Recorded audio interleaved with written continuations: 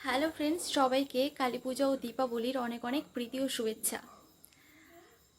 আপনারা কি জানেন যে এই কালী পূজা ও দীপাবলি কেন পালন করা হয়ে থাকে?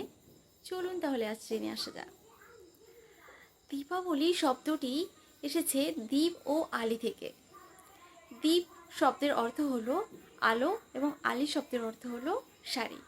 অর্থাৎ দীপাবলি শব্দের আক্ষরিক অর্থ হলো আলোর শাড়ি। দীপাবলি ভারতের বিভিন্ন রাজ্যে বিভিন্ন কারণে পালন করা হয়ে থাকে।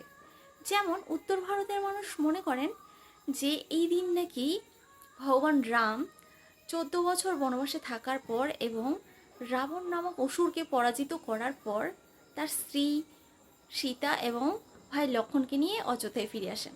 তাই অযোধ্যার মানুষ তথা ভারতবর্ষের সাধারণ মানুষ এই দিনটাকে ধুমধাম করে আলো জ্বালিয়ে বিভিন্ন ধরনের বাজনা বাজিয়ে পালন করে। আবার দক্ষিণ ভারতের মানুষ মনে করেন যে এই দিন নাকি ভগবান শ্রীকৃষ্ণ নরকাসুর নামক এক অসুরকে বধ করেন এবং সমস্ত সৃষ্টিকে রক্ষা করেন। এবং পশ্চিমবঙ্গে ভারতের বিভিন্ন রাজ্যে আবার বাংলাদেশে এই দিনটাকে বা তার আগের দিনকে কালী পূজা হিসেবে পালন করা হয়ে থাকে।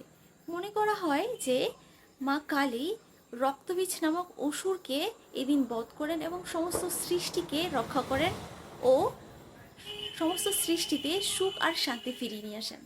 এই সব কিছু থেকে আমরা যেটা বুঝতে পারলাম যে এই দিনটা পালন করার উদ্দেশ্যই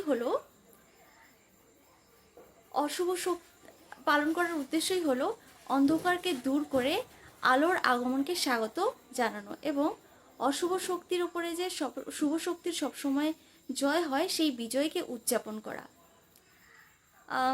আপনারাও এই দিনটাকে ধুমধাম করে পালন করে থাকুন। বিভিন্ন